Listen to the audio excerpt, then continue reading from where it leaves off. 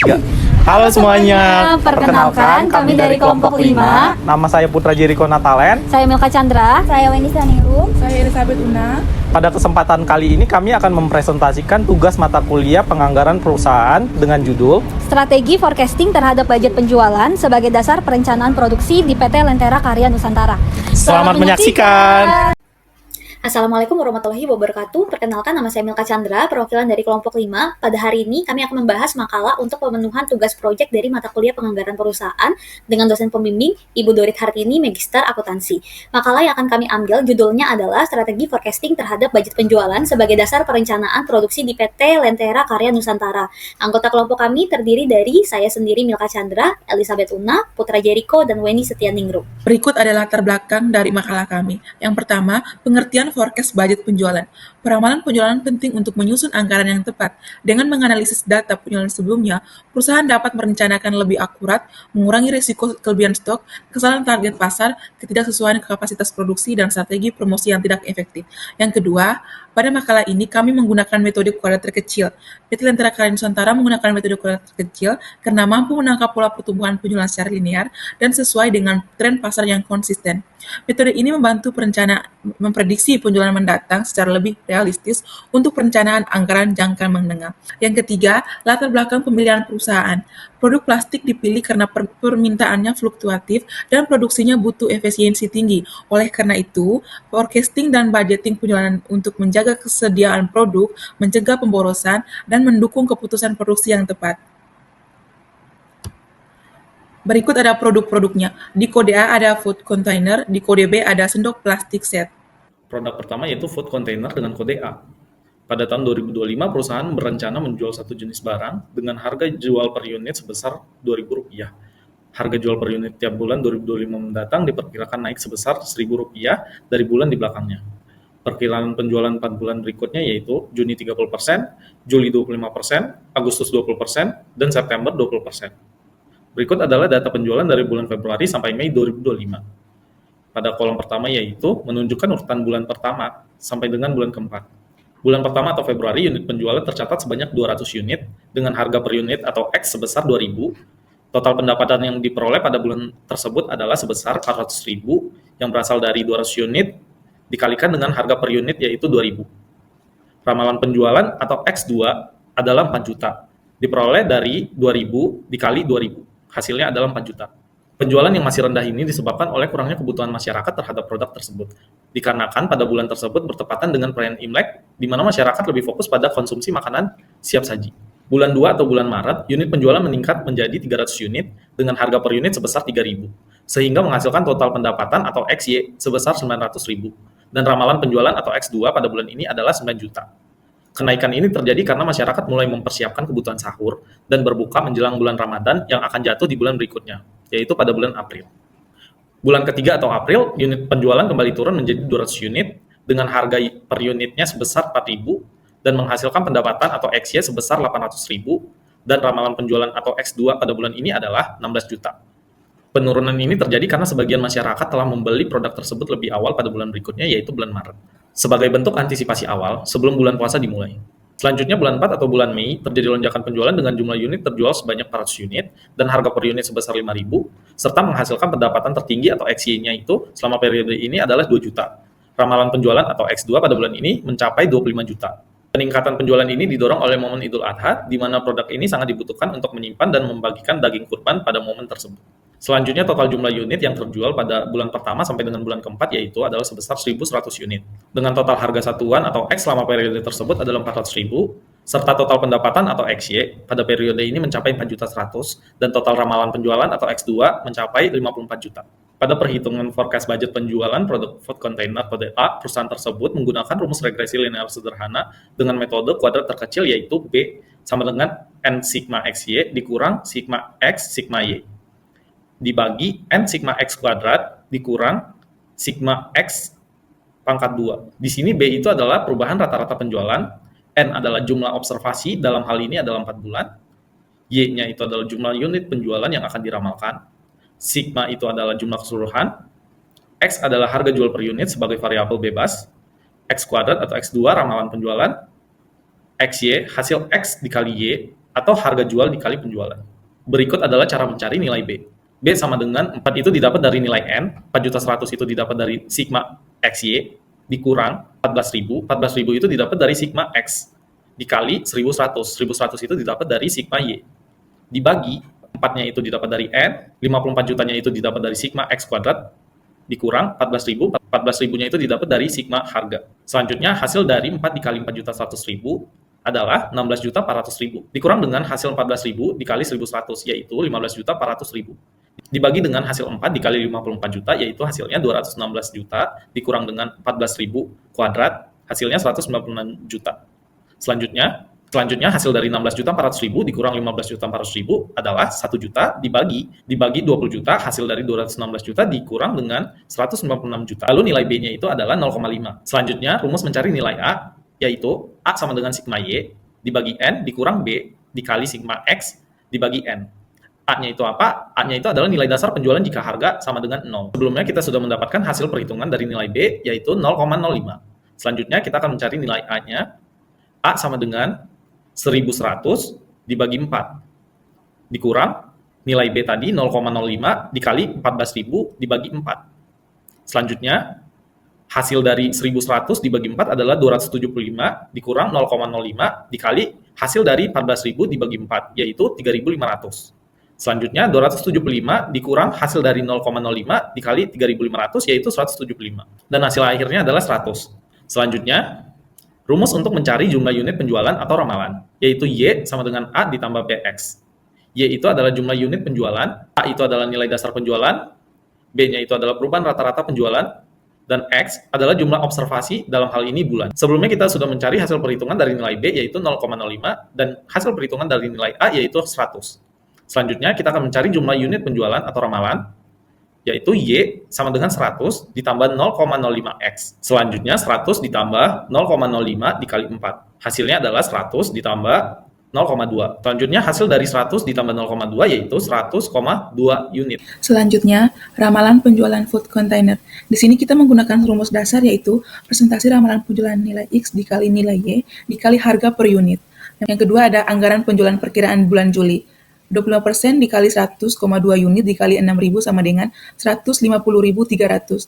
Nah, pada bulan Juli diperkirakan turun 25% karena mungkin setelah puncak penjualan di bulan Juni 30%, faktor musiman seperti berakhirnya tahun ajaran dan promosi besar-besaran di bulan Juni menyebabkan pembeli tinggi sebelumnya. Terus yang ketiga ada anggaran penjualan perkiraan bulan Agustus. 20% dikali 100,2 unit dikali 6.000 sama dengan 120.240. Nah, di bulan Agustus diperkirakan turun 20% karena penurunan berlanjut karena tidak ada momen khusus seperti liburan atau promosi besar-besaran. 4 ada anggaran penjualan perkiraan bulan September. 20% dikali 100,2 unit dikali 6.000 sama dengan 120.240.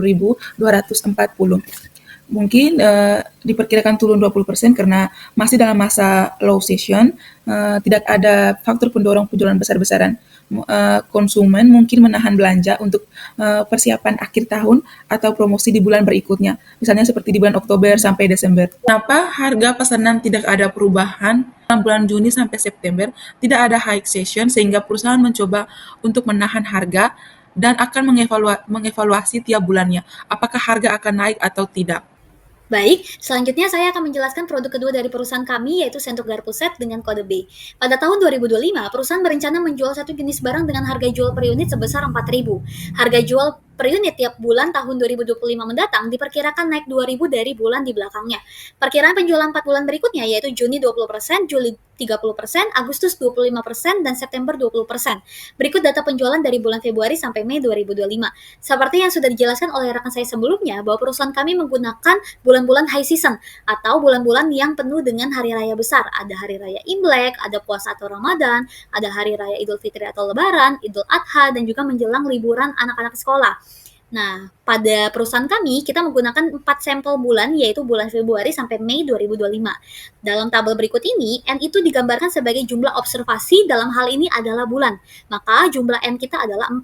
Kemudian Y itu dilambangkan sebagai unit yang terjual pada bulan tersebut, sedangkan X itu merupakan harga per unit dalam rupiah, sedangkan X pangkat 2 itu merupakan ramalan penjualan yang didapatkan dari X dikali X. Kemudian XY itu merupakan pendapatan penjualan yang didapatkan dari harga per unit dikali dengan unit yang terjual pada bulan tersebut. Nah, pada bulan yang pertama yaitu bulan Februari, unit yang terjual itu sejumlah 200 dengan harga sesuai dengan ketentuan perusahaan kami ya, dimulai dari 4.000, maka pendapatan penjualan kami yaitu 800.000 yang didapatkan dari 4.000 dikali 200 unit. Kemudian ramalan penjualannya tinggal dikalikan aja, 4.000 dikali 4.000 totalnya menjadi 16 juta. Pada bulan Februari penjualan itu cenderung stabil. Permintaan itu minim karena Imlek bukan waktu utama konsumen untuk belanja alat makan seperti sendok garpu set. Mereka rata-rata lebih fokus pada makanan dan kebutuhan peralatan atau perlengkapan khas perayaan Imlek itu sendiri. Jadi pada bulan Februari penjualan ini tidak terlalu besar dan tidak terlalu rendah juga, jadi masih cenderung stabil. Kemudian pada bulan kedua, yaitu bulan Maret, penjualan udah mulai naik nih menjadi 300 unit. Dengan harga yang sesuai dengan ketentuan perusahaan kami, setiap bulannya itu akan naik 2.000. Maka harga di bulan Maret itu adalah 6.000. Pendapatan per bulannya yaitu menjadi 1.800.000 yang didapatkan dari 6.000 dikali 300 unit. Kemudian ramalan penjualannya tinggal dikalikan aja 6.000 kali 6.000, totalnya menjadi 36 juta. Nah, pada bulan Maret ini kan merupakan bulan-bulan yang menjelang Ramadan. Jadi penjualan itu cenderung meningkat seiring belanjanya kebutuhan rumah tangga serta maraknya kegiatan misalnya ada sahur, ada buka bersama, mungkin ada acara dari kantor, keluarga, sekolah. Kemudian pada bulan ketiga yaitu bulan April, penjualan cenderung stabil yaitu di 300 tetapi harganya naik 2.000 menjadi 8.000. Untuk pendapatan penjualannya yaitu 2.400.000 yang didapatkan dari 8.000 dikali 300 unit. Untuk ramalan penjualannya X pangkat 2 berarti 8.000 dikali 8.000 totalnya menjadi 64 juta. Nah, pada bulan April berarti kan ini masih dalam bulan Ramadan ya atau bulan puasa, tapi menjelang Idul Fitri sebentar lagi. Nah, pada bulan ini penjualan itu stabil tapi tetap tinggi karena produknya sering digunakan misalnya untuk parcel, jamuan keluarga, atau momen berbagi saat Lebaran. Kemudian pada bulan Mei itu melonjak lebih tinggi dibandingkan bulan-bulan sebelumnya. Jadi dia unit yang terjualnya adalah 400 dengan harganya di puncak yaitu 10.000. Untuk ramalan penjualannya yaitu tinggal kita kalikan aja 10.000 dikali 10.000 totalnya menjadi 100 juta. Untuk pendapatan penjualannya berarti tinggal kita kalikan 10.000 dikali 400 totalnya menjadi 4 juta. Nah, pada bulan Mei ini kan berarti sudah masuk ke pasca Lebaran. Mungkin masih banyak yang kumpul-kumpul keluarga, mungkin berrekreasi dengan keluarga, dengan teman, dan lain sebagainya. Dan juga menjelang Idul Adha. Jadi penjualan ini mencapai puncak di 400 unit. Seiring meningkatnya kebutuhan penyajian, misalnya makanan kurban, acara keluarga, dan lain sebagainya. Tapi peningkatan lonjakan ini juga disebabkan oleh persiapan konsumen untuk menghadapi libur sekolah. Saat aktivitas rumah tangga dan konsumsi keluarga itu turut meningkat pada bulan Mei. Sehingga dapat kita simpulkan bahwa jumlah keseluruhan unit yang terjual selama 4 bulan itu di 1.200, untuk harganya di 28.000, untuk di ramalan penjualan di 216 juta, dan di pendapatan penjualannya selama 4 bulan itu sebesar 9 juta. Setelah kita sudah mengetahui nih, paham mengenai konsep perhitungannya, kita masuk ke perhitungan forecast budget penjualan. Kita menggunakan metode kuadrat terkecil. Oleh karena itu, kita mencari dulu nilai B-nya. B itu merupakan perubahan rata-rata penjualan dengan rumus N itu adalah jumlah observasi, dalam hal ini bulan, kemudian sigma XY. XY itu didapatkan dari harga jual dikali penjualan. Kemudian dikurang sigma X. X merupakan harga jual per unit, dikali sigma Y, yaitu merupakan jumlah unit penjualan. Kemudian kita bagi, yaitu N dikali sigma X pangkat 2. X pangkat 2 itu kan tadi ramalan penjualan ya. Kemudian kita kurangkan dengan sigma X dipangkatkan 2. Untuk perhitungannya sendiri dapat kita lihat nih dalam tabel yang sebelah kanan. Mencari nilai B. N-nya sudah kita ketahui ada 4. Kemudian sigma XY kalau kita lihat dalam tabel itu kan nominalnya 9 juta. Kemudian kita kurangi sigma X-nya itu di 28.000. Kita kalikan dengan sigma Y, totalnya itu di 1.200. Tinggal dibagi, N-nya 4. Kemudian X pangkat 2, sigmanya itu 216 juta. Dikurang, kemudian sigma X dipangkatkan 2. X-nya itu 28.000, kita pangkatkan menjadi 2. Jadi hasilnya B sama dengan 36 juta dikurang 33 juta 600 dibagi 864 juta dikurang 784 juta. Jadi B sama dengan 2 juta 400 dibagi 80 juta, hasilnya adalah 0,03. Kalau sudah kita ketemu nilai B-nya, kita mencari nilai A. Nilai A itu merupakan nilai dasar penjualan. Rumusnya hampir mirip-mirip dengan yang sebelumnya ya, keterangannya juga hampir mirip dengan yang sebelumnya. Jadi tinggal kita substitusikan aja nih dengan angka-angkanya. Sigma Y itu kan kalau berdasarkan tabel sebelumnya itu adalah 1200. Kemudian N-nya 4 kita masukkan. B-nya sudah kita ketahui nih, hasil perhitungan nilai B sebelumnya itu 0,03. Tinggal kita kalikan, sigma X-nya tadi 28.000 dibagi 4. Jadi A sama dengan 300 dikurang 0,03 dikali 28.000 dibagi 4, itu totalnya 7.000. Jadi A sama dengan 300 dikurang 210, A sama dengan 90. Nah, nilai A sudah ketemu, nilai B sudah ketemu, kita tinggal menggunakan rumus yang regresi linear sederhana nih. Y sama dengan A ditambah BX. Y itu merupakan unit penjualan, A itu merupakan penjualan jika harga 0 atau hasil penjualan yang telah kita hitung sebelumnya. Kemudian B-nya merupakan perubahan rata-rata per tahun, triwulan, ataupun per bulan. Kemudian X-nya itu kalau dalam hal ini adalah jumlah observasi per bulannya. Tadi kan kita sudah ketemu ya, hasil perhitungan nilai B 0,03, hasil perhitungan nilai A itu adalah 90, maka tinggal kita substitusikan saja. Nilai A itu adalah 90, kemudian nilai B itu 0,03. Nah, nilai X-nya itu kan adalah jumlah observasi, jadi tinggal kita kalikan 4. Jadi Y sama dengan 90 ditambah 0,03 dikali 4 itu 0,12. Jadi hasilnya Y sama dengan 90,12 unit. Selanjutnya, saya akan membacakan ramalan penjualan berikutnya dengan rumus persentase ramalan penjualan dikali nilai Y dikali harga atau unit. Memasuki bulan Juni yang identik dengan persiapan liburan sekolah, anggaran penjualan diperkirakan sebesar 20% dari nilai Y yang telah ditetapkan, dikalikan dengan 90,12 unit produk dengan harga 12.000 per unit, menghasilkan total penjualan sebesar 216.288. Perusahaan mempersiapkan diri untuk memenuhi potensi peningkatan permintaan dari keluarga yang berencana berlibur.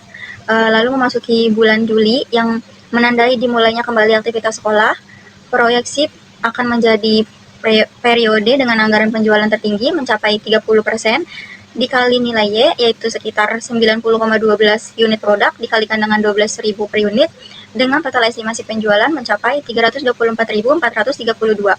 Hal ini menunjukkan potensi peningkatan signifikan dalam permintaan seiring dengan kebutuhan perlengkapan sekolah.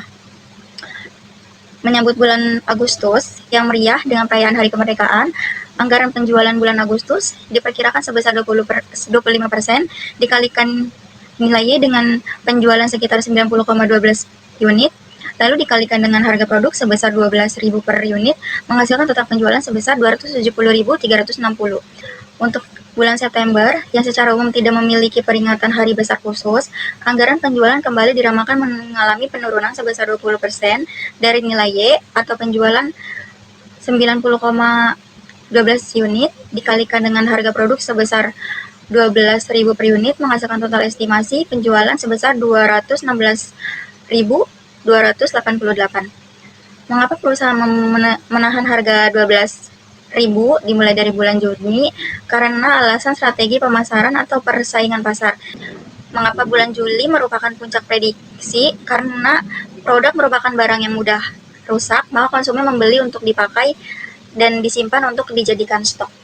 Berikut adalah grafik BEP produk food container kode A. Pada grafik tersebut, garis hijau diartikan dengan total revenue atau pendapatan total perusahaan yang bergerak naik terhadap jumlah unit terjual. Berikutnya, garis merah adalah total cost atau fixed cost, dan garis biru putus-putus adalah break-even point atau BEP untuk mencari titik impas di mana jumlah pengeluaran sama dengan jumlah pendapatan.